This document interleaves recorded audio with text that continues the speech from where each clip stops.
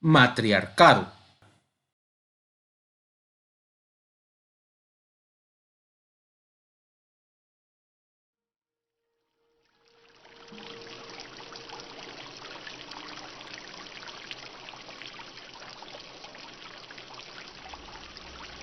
Buenas tardes, pequeños saltamontes.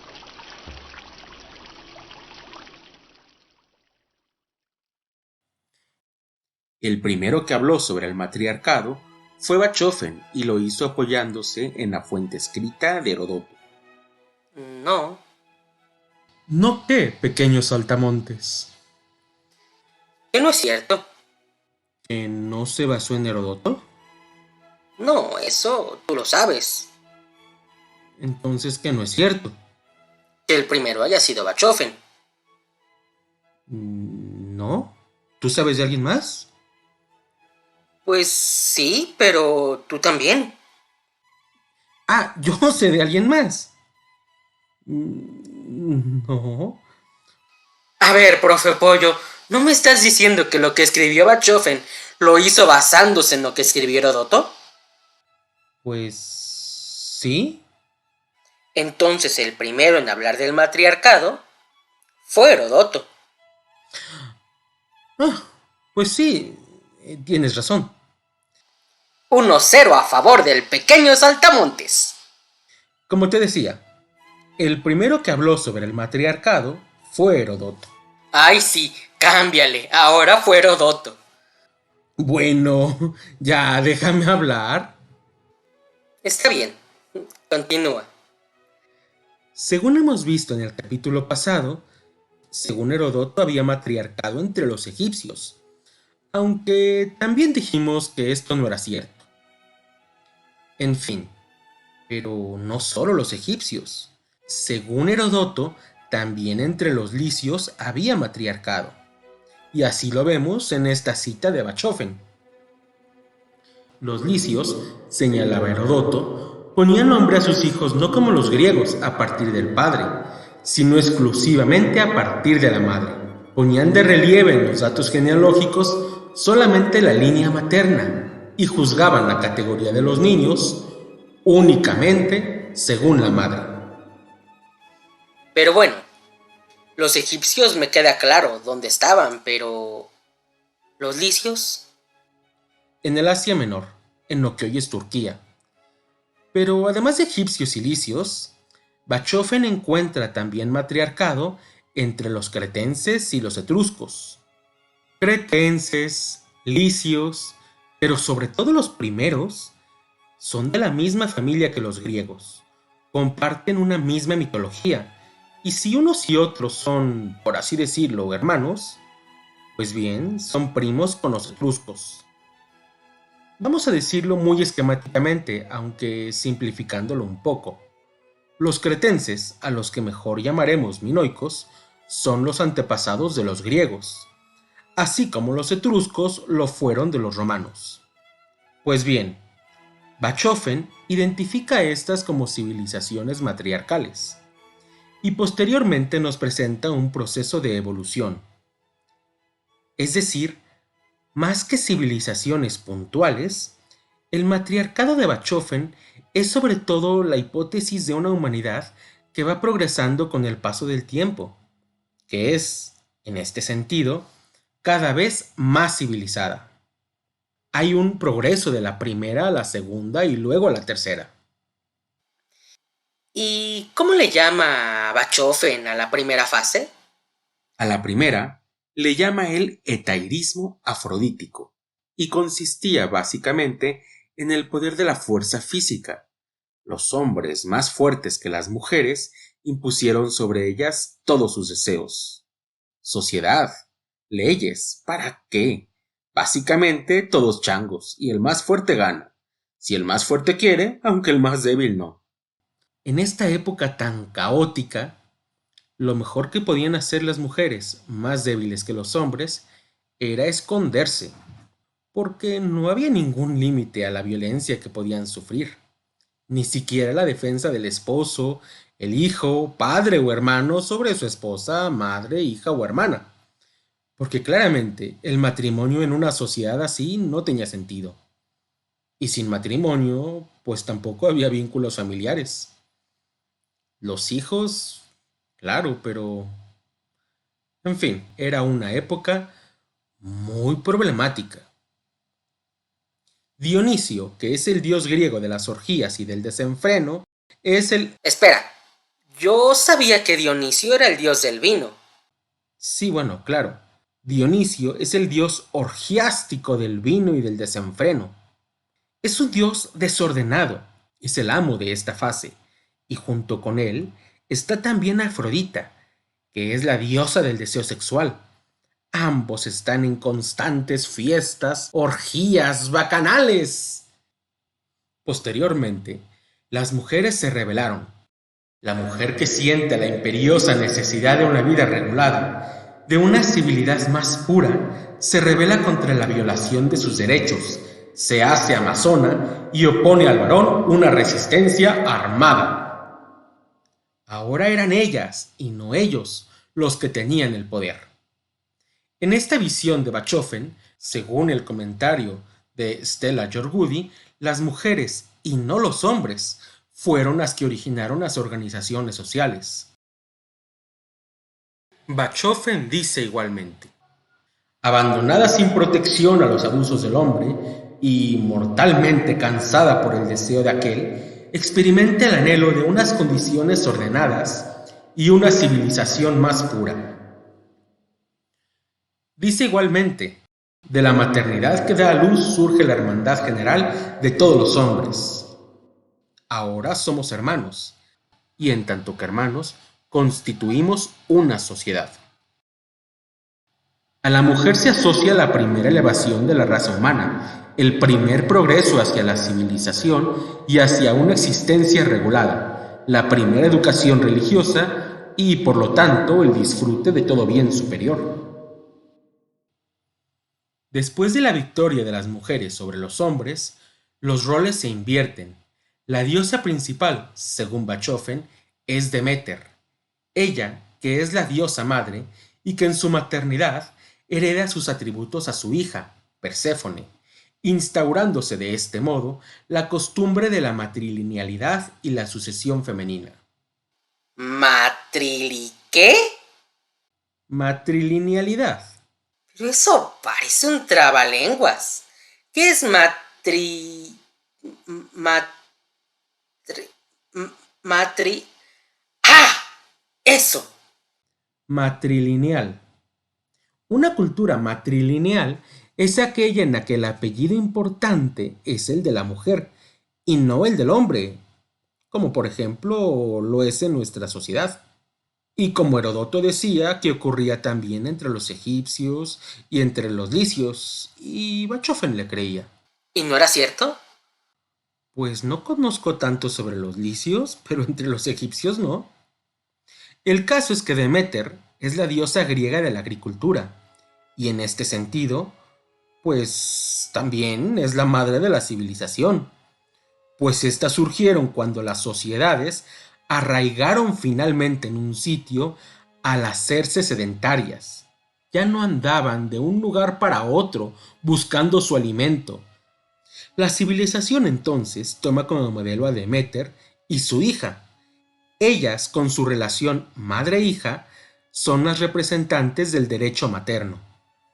En esta sociedad, dice Bachofen, el elemento clave de la civilización es la maternidad. En palabras propias podríamos llamarla una sociedad matriz céntrica y no falocéntrica como la nuestra. En palabras de Bachofen, subordina la humedad generadora al gremium matriz, el océano a la tierra. Los hombres éramos agua y las mujeres tierra, porque la tierra da frutos y el agua solo le ayuda, pero es ella quien nos produce. Las mujeres son tierra porque ellas son madres, y los hombres solo agua. Pero entonces llega Apolo, Zeus y demás dioses, y en la mitología se hace evidente un tránsito al patriarcado. Zeus conquista Hera, Apolo se adueña del oráculo de Delfos, Y todo esto, puesto que ocurre en una época posterior, es igualmente, según Bachofen, un nivel civilizatorio más elevado. Dicho metafóricamente, las mujeres dieron el primer paso en el surgimiento de las civilizaciones y los hombres después dieron el segundo. Con el matriarcado surgen entonces las instituciones y el orden social, pero estamos todavía sometidos al imperio de las familias. Posteriormente dejamos el nido, nos hacemos independientes, nos individualizamos. Por nuestra relación con nuestra madre, todos somos hermanos los unos de los otros. Ella es la generación de un vínculo de empatía. Pero gracias a nuestro padre, en la postura de Bachofen, nos hacemos únicos. Según Bachofen, la íntima relación del niño con el padre, la abnegación del hijo para con su progenitor, exige un grado de desarrollo moral más alto que el amor materno. No estoy seguro de entender. ¿Estás diciendo que es más civilizado el amor a los padres que el amor a las madres? Bueno, yo no. Vale, tú no. ¿Bachofen decía eso? Pues sí. ¿Y que es mejor el patriarcado que el matriarcado? Sí, dice textualmente. El matriarcado se desarrolla en un periodo cultural más primitivo que el sistema patriarcal y con el victorioso ascenso de este último, su esplendor comienza a marchitarse. Pero eso no tiene sentido. ¿Por qué sería mejor el patriarcado que el matriarcado? ¿Por qué sería mejor que gobernaran los hombres o las mujeres? ¿Por qué no mejor los dos? ¿Por qué uno es más civilizado que otro? Pues, bueno, perdóname, pero eso, insisto, no soy yo. Eso es lo que dice Bachofen. Y él se refiere, sobre todo, a fases de civilización más que culturas puntuales, aun cuando, claro, menciona a egipcios, licios y etruscos como ejemplos específicos. Mira, la postura de Bachofen me parece equivocada. Sin embargo, hay un punto en el que puede hacernos reflexionar. ¿Cómo? ¿Entonces estás de acuerdo en lo que dice Bachofen? ¿Crees que es más civilizado una cosa que la otra? ¿Que es mejor que gobernemos los hombres? ¿Por qué sería mejor? No. Yo no creo eso. Eso lo cree Bachofen. Lo que estoy diciendo es que la lectura de Bachofen puede hacernos reflexionar en otras cosas de las que ya hablaremos en otro video, porque hacerlo en este lo alargaría demasiado. En fin, siguiendo esta opinión, podemos encontrar en algunos estudiosos de mitos la existencia de una mitología previa a la tradicional, es decir, a la griega, que todos conocemos mejor. Los 12 trabajos de Hércules, por ejemplo, la aventura de Apolo en el oráculo de Delfos, las aventuras de Perseo, la guerra de Troya. Bueno, todo eso corresponde al periodo clásico de la mitología, pero como te digo, algunos estudiosos de mitos nos hacen pensar que hubo una época previa. Los relatos que te mencioné son algunos ejemplos, como te digo, de la mitología helénica. Pero bueno, ya James Frazer... No, espérame. De la mitología helénica. ¿Pero no me dijiste que era de la mitología griega? Sí, bueno. Es que la mitología helénica y la griega son la misma. Mira, nosotros le llamamos griegos a los que viven en Grecia, ¿cierto? Sí, claro. ¿Cómo? ¿De qué otro modo quieres llamarles? Helenos. ¿Cómo? Helenos es el término que usaban los griegos para referirse a sí mismos.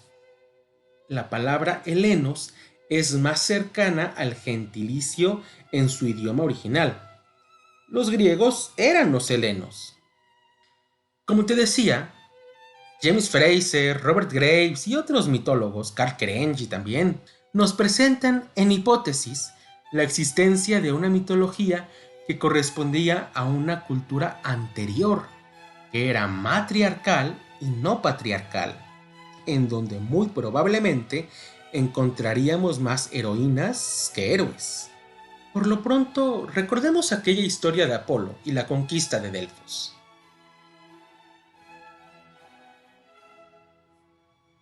Apolo, en sus aventuras, llega a la ciudad de Delfos y se encuentra a una serpiente gigante, gigante, gigante, y pelea contra ella. Esta serpiente, llamada Pitón, está protegiendo a un oráculo, que es una especie de santuario. Apolo, que está en plan de conquista, pelea contra la serpiente, toma su arco, saca una flecha de su carcaj y empieza a pelear con la serpiente. Y saca otra flecha y está peleando, pero la serpiente resiste. Es difícil pelear contra ella. Pero Apolo no se rinde, pelea, es una batalla cruenta. Y de repente llega Eros, otro arquero. Y Eros le dice a Apolo: yo te ayudo, compañero. Apolo entonces le contesta, soberbio: ay, niño, no. Ve a jugar a otro lado, mira, esto es para mayores. Ya vete. Te puedes lastimar. ¿Ustedes qué creen que siente Eros?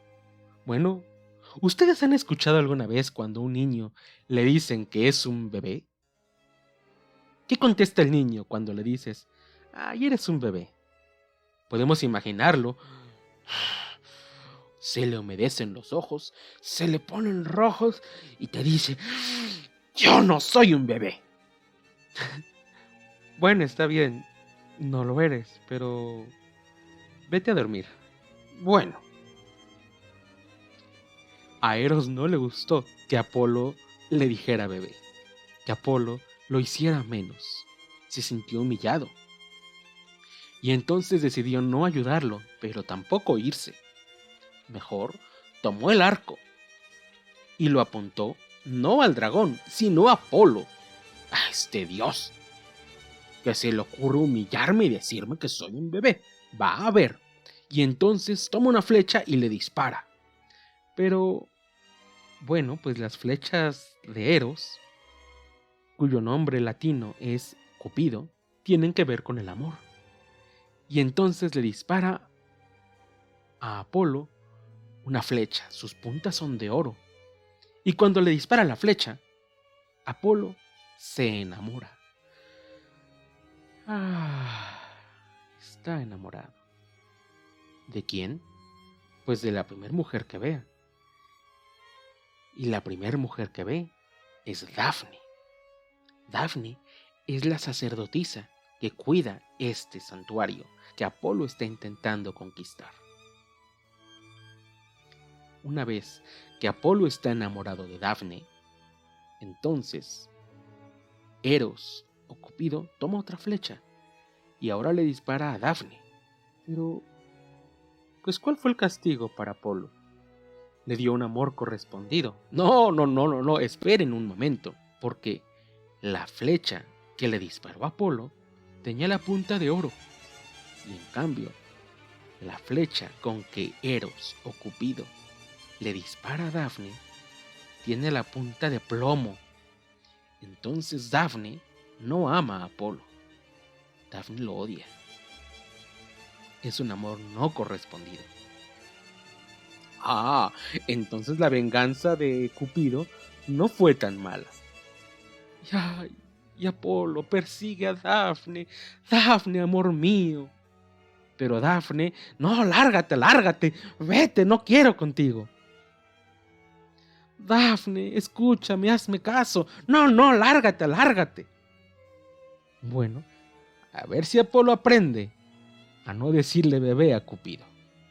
Por lo pronto, trágicamente tiene que perseguir a su amada, y su amada tiene que huir de Apolo, que no asume que su amor es no correspondido. Y entonces corre por todos lados, corre, pero Apolo es muy rápido y le está alcanzando. Y entonces Dafne se detiene en un río y le dice: padre, ayúdame. ¿Y quién es el padre de Dafne? El padre de Dafne es el río Ladón. Un río. Bueno, claro, es que es mitología, acuérdense.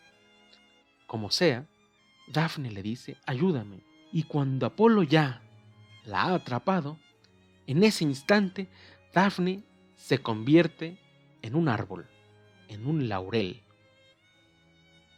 Apolo está muy triste, porque la mujer a la que él amaba ya no existe.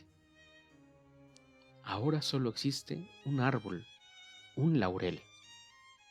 Entonces Apolo corta el laurel y se hace con él una corona. Pero ahora, ¿qué nos dice Robert Graves a este respecto? Dafne viene de Dafoené, es una contracción, y Dafoené, que es el original, significa sanguinaria. Es decir, esa ninfa asustada que huye de Apolo era originalmente la sanguinaria, lo que hace muy dudoso que huyera atemorizada de Apolo. Pero con la derrota del matriarcado, se convirtió en una ninfa asustadiza. Ahora tiene miedo. Se cambiaron los personajes. Se adecuaron a la nueva época.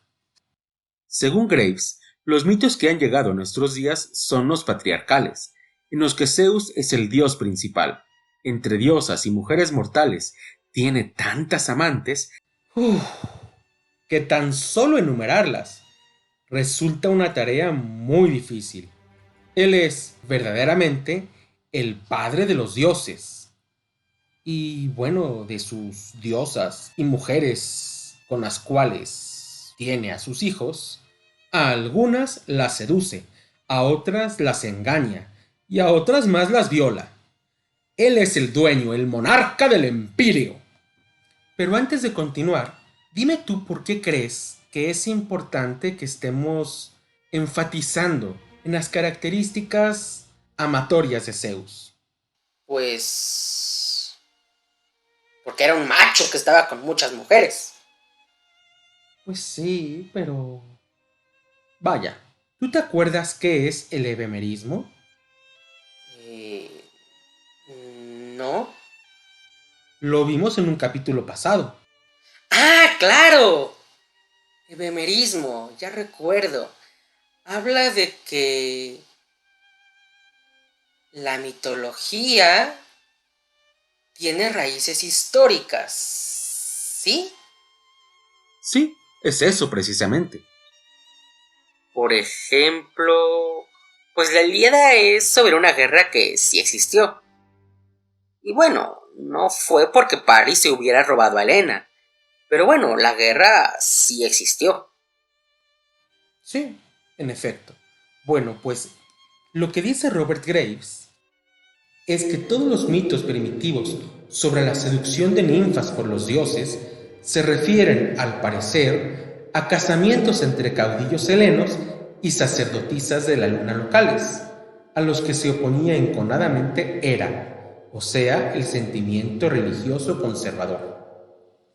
Pero bueno, las uniones ocurrían y Hera tenía que aguantarse. Pues es más o menos lo mismo. Es decir, las hierogamias... ¿Las qué dices? Hierogamias. Las hierogamias son matrimonios sagrados, uniones entre dioses. O bueno, no forzosamente matrimonios, claro, uniones sexuales, de las cuales existen como consecuencias nuevos dioses, héroes o demás. Estas hierogamias son uno de los mejores ejemplos del paso del matriarcado al patriarcado, porque claro, en estas uniones el que tiene el poder es el hombre. Se casan y se convierten, por ejemplo, Hera en una esposa celosa. Ya no puede estar con más. En cambio, Zeus... No, bueno, Zeus está con todas. Con todas y más. En fin, pero de estas muchas uniones entre Zeus y las diosas, y ninfas y bueno, otras, todo lo que se mueve. Ganimedes también. ¿Quién? Ganimedes, un hombre. Entonces también con los hombres. Bueno, principalmente con las mujeres. Ganimedes, que yo recuerde, es el único hombre. Pero sí, pues también con él. Vaya, Zeus tenía entonces muchas aventuras. Uy, muchas. En fin, vamos a enfocarnos particularmente en una, su esposa. Era, claro. No. ¿Cómo? Acabas de decir hace algunos momentos que fue la esposa de Zeus, la esposa celosa de Zeus. Pues sí, lo dije, pero no nos vamos a referir a ella. ¿No dijiste que íbamos a hablar de su esposa? A ver, tranquilo, mira. Hera fue efectivamente la esposa de Zeus, pero según Hesíodo, fue la segunda esposa. Pensaremos en la primera, Metis. Metis era la diosa de la sabiduría, y existía una profecía en la que ella estaba mencionada. Se decía que los hijos de Metis llegarían a ser más poderosos que su padre. Y ella ya estaba embarazada. El caso es que, para evitar que fuera a tener hijos, porque según la profecía serían más fuertes que el propio Zeus y le quitarían el poder, Zeus decidió, bueno, comérsela. ¿Se la comió? ¿La mató? No, no la mató, se la comió. ¿Cómo? ¿Y es que entonces después de que se la comió, seguía viva? Pues, ¿Sí? según la leyenda, sí. Mira, en la mitología hay muchas diferentes versiones. Y en algunas de ellas está efectivamente con vida. Es que inclusive platicaba con él. Le daba consejos desde su interior. Y continuó con su embarazo. Y eventualmente tiene a su hija. ¿Pero ella seguía dentro de Zeus? ¿En su estómago? ¿Y su hija nació adentro de Zeus? ¿Dónde? ¿En su estómago? Quizá. O en sus intestinos. ¿Quién sabe? El caso es que tiene a su hija. Pero ella, ¿cómo va a nacer? ¿Por dónde? ¡Ay! No me lo imagino. No, yo tampoco. Ocurrió entonces que Zeus tuvo un gran dolor de cabeza, de esos fuertes que no te dejan pensar en nada, ni hacer nada más que gritar y gritar y gritar. ¡Ay! ¡Ay! ¡Ah! ¡Ah! ¡Ah! Y estaba en medio de esos lamentos cuando Hefesto, en la mayoría de las versiones, se acerca solícito a ayudar a su padre. ¡Yo te ayudo, padre! Y para que ya no tenga más dolor de cabeza, tomó un hacha y le partió la cabeza en dos. ¡Auch! Pero, ¡qué salvaje! Pues no había aspirinas o alguna pastilla para que se le quitara el dolor de cabeza. Pues parece que no. Voy a acordarme, si algún día voy a Grecia, de llevarme algunas pastillas conmigo.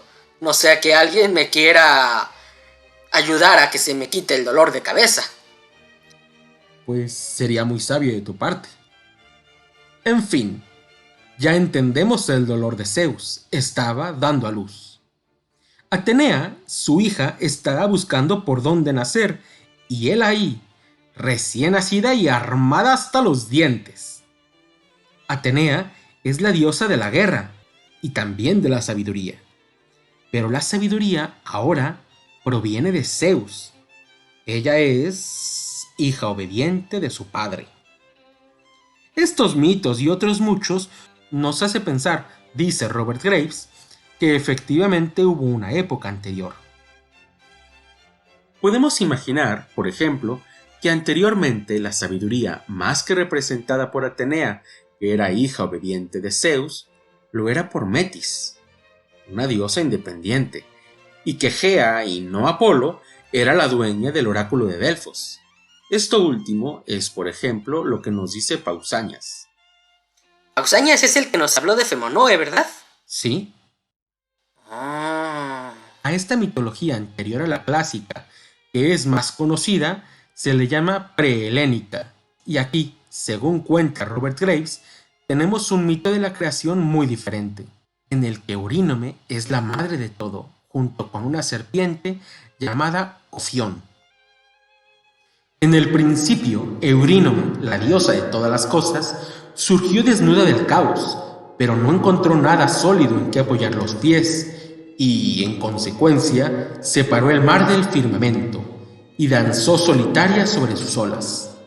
Danzó hacia el sur, y volteando hacia el norte, se apoderó del viento, lo frotó entre sus manos, y he aquí que surgió la gran serpiente Ofión. Eurínome bailó para calentarse, cada vez más agitadamente, hasta que Ofión se sintió lujurioso, se enroscó alrededor de los miembros divinos y se juntó con la diosa. Eurínome y Ofión establecieron su residencia en el monte Olimpo, donde él irritó a la diosa pretendiendo ser el autor del universo. Inmediatamente ella le golpeó con el talón, le arrancó los dientes de un puntapié y lo desterró a las oscuras cavernas situadas bajo la tierra.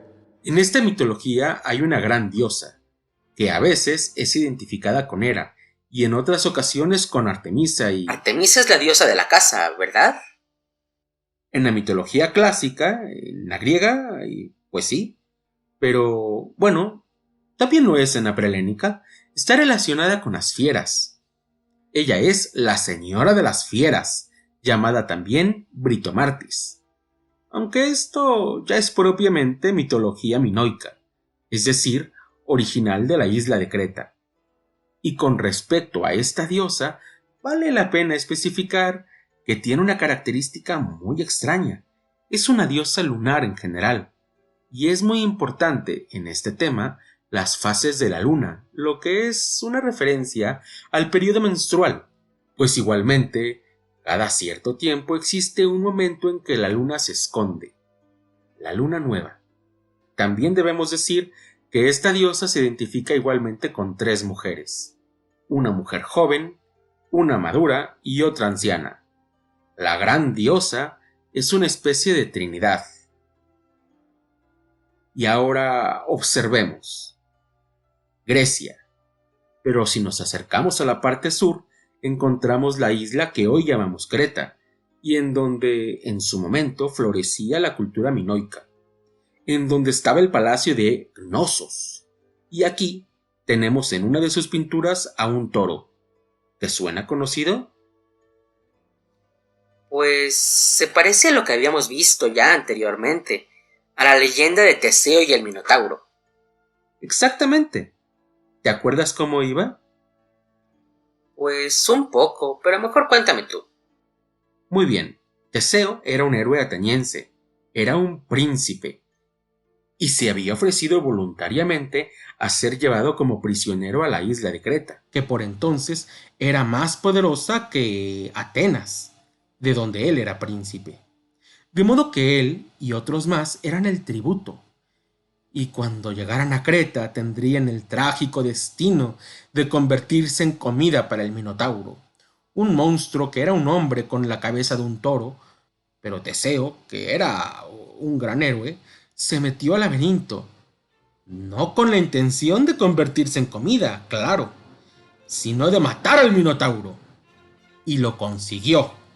Pues bien, al parecer esta leyenda es una segunda versión, la patriarcal.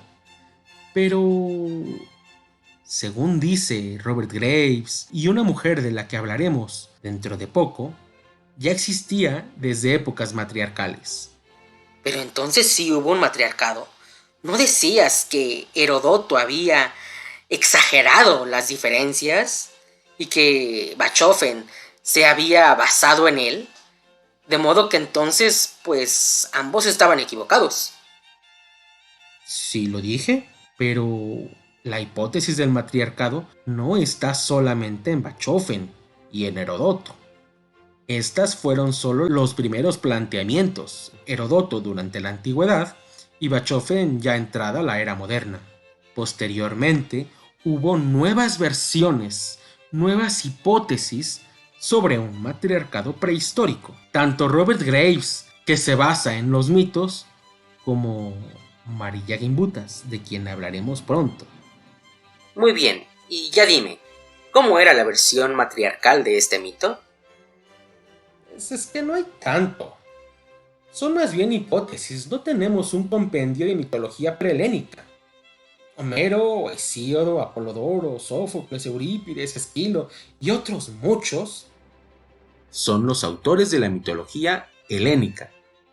De la prehelénica, sin embargo, como te digo, es prehistoria. Prehistoria. Entonces no existía la escritura. Bueno, sí existía, e incluso de dos tipos diferentes. Pero entonces no era prehistoria, porque la prehistoria es cuando no hay escritura. A ver, como te digo, se encontraron dos tipos de escritura, a las que le llamaron lineal A y lineal B, no importa el nombre. De los dos tipos que te digo que existían, uno ha sido principalmente inventario. Es poco y además pues no nos sirve. No, al menos para darnos una idea de sus costumbres o mitos. Es que no era una obra literaria o religiosa con la cual pudiéramos enterarnos de todo ello, sino eran cuestiones de listas de productos en un almacén, entradas, salidas. No nos sirve mucho para corroborar o destruir nuestras hipótesis. Pero bueno, ¿y el otro tipo de escritura? Es que ese no ha sido ni siquiera descifrado, de modo que, aunque sí haya existido escritura, de cualquier manera en lo que a nosotros respecta, pues es un periodo prehistórico porque no tenemos modo de obtener noticias de estas fuentes.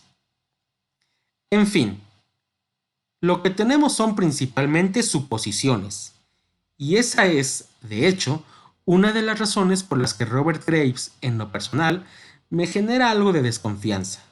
Por momentos, habla con demasiado detalle de costumbres sin mencionar sus fuentes. O al menos yo no las encontré. Claro, quizá esto se deba a que el texto donde está escrito todo esto, al cual estoy haciendo referencia, es en realidad el prólogo de una obra de mitología. No es propiamente un tratado de arqueología, de antropología, que necesite fuentes al respecto. De cualquier manera, bueno, la verdad es que sí me gustaría mucho saber cuáles son las fuentes de Robert Graves. Dice cosas interesantes, sin duda. Dice, por ejemplo, que durante mucho tiempo los hombres no tenían ningún papel en la política y que eventualmente adquirieron derechos. Ayudó mucho, dice, que se descubriera el papel que el hombre tenía en la concepción de los niños. ¿Cómo? ¿Entonces no sabían cómo se hacían los niños? ¿No sabían cómo se hacían los bebés? Vamos a analizarlo. Eran épocas, bueno, muy antiguas, en los que, claro, no había los conocimientos sobre la medicina o la biología que hay ahorita. Ya, pero de todos modos, de ahí, o sea, no saber cómo se hacen los niños. No, bueno, a ver, tú dime, ¿cuánto tiempo pasa entre el acto sexual y el nacimiento de un niño? Pues, bueno, 9 meses, a veces 7, pero lo más común es que 9. Muy bien. ¿Y siempre? ¿Cómo? Pues te acabo de decir, aunque a veces 7, la mayoría de las veces 9. No, me refiero, siempre que hay acto sexual, ¿hay concepción? Bueno, pero si estás diciendo que en ese momento no se conocía nada, pues tampoco usaban anticonceptivos. No, a ver. Pero vamos a imaginar que sin usar anticonceptivos, siempre hay, después del acto sexual, ¿un niño? No, ¿De qué depende? que la mujer esté en su periodo fértil. Es decir, no siempre. No, si en ese momento, por ejemplo, o sea, pues tú ya sabes cómo nacen los niños, ¿o no? Yo sí, ¿y tú? Yo también. Entonces dime, ¿siempre las mujeres son fértiles o hay veces que no? Hay veces que no. Entonces, además de que hay veces que hay acto sexual sin que el resultado sea un embarazo, además de eso, cuando sí, pasan 9 meses entre una cosa y la otra. ¿Cómo podrían estas personas de una época tan antigua saber qué relación tenían los dos acontecimientos, el acto sexual y el nacimiento de los niños? Oye, pues sí, tal vez no. Oh, de todos modos suena muy extraño. Bueno, claro. Pero en fin, lo que dice Robert Graves es que principalmente las funciones de concepción se le atribuían más que al hombre a piedras mágicas con las que las mujeres se frotaban. O iban a la costa, al mar, y esperaban a que un viento marino las fecundara. Pero, bueno, pues sí, supongo que de todos modos suena extraño. No digo que no, pero ¿no te parece algo probable? Pues sí. A mí también, pero quiero enfatizar, aunque me parece probable, también es hipotético. ¿Cómo saber lo que se pensaba en épocas prehistóricas, en las que no había escrituras gracias a las cuales podamos saber su modo de pensar, su modo de vivir, su modo de actuar? Es probable, claro, pero hipotético. Puede haber indicios, por supuesto, pero ¿cómo conseguir tantos datos de solo indicios? En fin, dice Graves que cuando el hombre paulatinamente consiguió derechos y pudo gobernar, lo hizo con permiso de la reina y en representación suya. El rey representaba a la reina en muchas funciones sagradas. Se ataviaba con las vestiduras de ella, llevaba pechos falsos. No digo que esto sea falso, pero Robert Graves lo dice sin incluir ninguna cita y entonces no tengo cómo corroborarlo. Dice él, parece ser que la ninfa o reina tribal elegía un amante anual entre los hombres jóvenes que la rodeaban. Un rey que debía ser sacrificado cuando terminara el año, haciendo de él un símbolo de fertilidad más bien que el objeto de su placer erótico. Su sangre se rociaba para que fructificasen los árboles, las cosechas y los rebaños, y su carne era, según parece, comida cruda por las ninfas compañeras de la reina. ¿Pero quién? ¿Quién lo dice? Graves, claro, pero Graves ¿se lo inventó o de dónde lo sacó? A mi parecer, él da muchos detalles y simultáneamente demasiado pocos. Por otro lado, en una época un poco más reciente, tenemos también la hipótesis de Marilla Gimbutas, a la que titula la hipótesis de los kurganes. Gimbutas, a diferencia de Graves, documenta más su investigación y comienza con lo innegable, los idiomas. Observemos, por ejemplo, que, entre otros, en Europa se habla francés, italiano, español, portugués. ¿Sabes qué tienen en común esos idiomas? Que son romances, es decir, que vienen del latín. De igual forma, también se hablan inglés y alemán, entre otros, y esas lenguas vienen del germano. Observemos, por ejemplo, la palabra lunes, que hace referencia a uno de los días de la semana. Lunes en español, lunedì en italiano, lundi en francés, en inglés Monday y en alemán Montag. Como podemos ver, se parecen más los romances entre sí y las germanas entre sí. Ahora observemos, por ejemplo, la palabra febrero. Febrero en español, febbraio en italiano, février en francés, February en inglés y februar en alemán. Aquí el parecido es mayor en los 5 idiomas, pero ¿por qué? Porque así como el español, francés e italiano son lenguas hermanas entre sí, con el inglés y el alemán son primas. Es decir, el latín y el germánico debieron tener un pasado común, la lengua indoeuropea. En fin, la hipótesis de los kurganes consiste en la suposición de que existió una lengua, el indoeuropeo, que es madre del latín, del griego, del germánico y de otras más. Y en este sentido, bueno, pues es abuela del español. Pero claro, si existió una lengua que es madre de todas esas, debió existir un pueblo que hablara dicha lengua, ¿no te parece? Pues sí, supongo. Pues bien, Marilla Gimbutas le llama a este pueblo hipotético los kurganes. Y este pueblo debió tener varios rasgos o aspectos y, por lo pronto, rastreando las características de las lenguas que son hipotéticamente hijas de la lengua indoeuropea, Gimbutas piensa que esta fue, difusamente, la región en la que se extendió originalmente el pueblo kurgán. Y de aquí, posteriormente, se extendió. Migraciones y distancias temporales fueron separando a las lenguas y se convirtieron paulatinamente en otras, cada vez más diferentes. Y como estamos ante una lengua no escrita, el idioma indoeuropeo desapareció. Por otro lado, no solo similitudes en los idiomas, sino también descubrimientos arqueológicos ubicados en áreas muy distantes nos permiten suponer la existencia de una civilización con características definidas. Ya tenemos entonces la hipótesis de un pueblo. La hemos conseguido gracias a reflexiones lingüísticas. ¿Lingüistique? Lingüísticas. ¿Y eso qué es?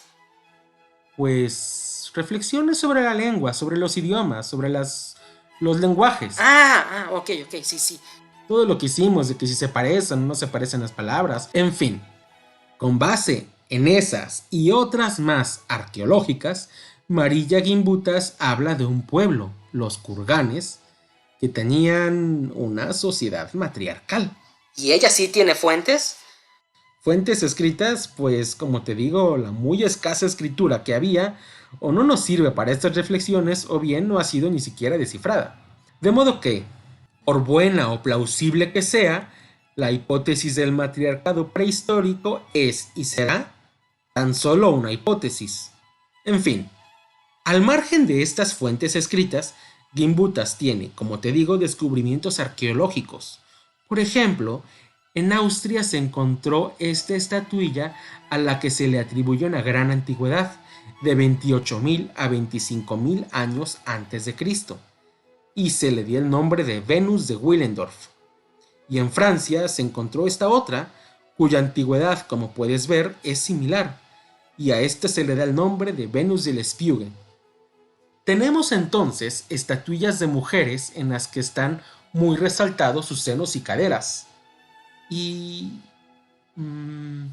a ver, dime, ¿qué crees que sucedería si dentro de 28.000 años en el futuro alguien encontrara una Barbie o algún dibujo en un baño público en que se mostrara a una mujer con estas proporciones? ¿Cuál sería el verdadero sentido de un dibujo así? Actualmente, dicho dibujo, no sería otra cosa que la manifestación del deseo sexual. Una persona que al tiempo que está dibujando, muy probablemente estaba pensando en alguien, tal vez, imaginándose, ¡ay, mamacita! ¡Qué buena está! Esas imágenes son figuras resultado del deseo sexual, son su manifestación. Bueno, en la opinión de Marilla Gimbutas, este no es el significado que estas estatuas tenían en la antigüedad. Es decir, la prominencia en senos y caderas de estas Venus paleolíticas no son como esos dibujos que aparecen en los baños públicos de hoy. No eran estatuas pornográficas. Digo, porque las ha habido, pero estas no son. Son, sobre todo, representación de la fertilidad. Senos grandes, mucha comida. Caderas grandes, muchos niños. Y bastante más reciente, aunque todavía edad de piedra, nueva edad de piedra, es decir, neolítico, es esta figura, nuevamente una mujer. Pero mucho más que en los casos anteriores, esta no parece la expresión del deseo sexual, sino una manifestación del poder. Mírala, está ahí, sentada, la mujer sentada de Catalhuyuco, encontrada en la actual Turquía, y se data a esta escultura en el año de 6000 a.C. Para resumir todo lo anterior, Bachofen inició con esta... ¡Bachofen! Herodoto, ¿contento? Sí. Aunque situados en la modernidad, Bachofen es el primero que habla del matriarcado, aunque él lo hace desde una perspectiva positivista de la historia. Es decir, en que cada época es más civilizada que la anterior, y posterior a Bachofen encontramos, entre otros, a Robert Graves, un estudioso de la mitología que continúa con el tema. Y, además de otros más, tenemos finalmente a Marilla Gimbutas, quien argumenta tanto con base en pruebas lingüísticas como en otras arqueológicas. En nuestro próximo episodio veremos un poco de mitología griega, de la clásica. La que, por lo que has dicho, es patriarcal. En efecto, patriarcal. Una radiografía del machismo mitológico. Ejemplos no tan bonitos sobre la mujer, pero importantes, porque representan el modo que tenían los griegos de concebir a las mujeres. Eso en el próximo capítulo, pero no te desesperes, porque el que le siga a este, es decir, el siguiente del siguiente, seguiremos con mitología, pero ahí hablaremos de las mujeres excepción, que a pesar de estar en un sistema patriarcal, son personajes fuertes.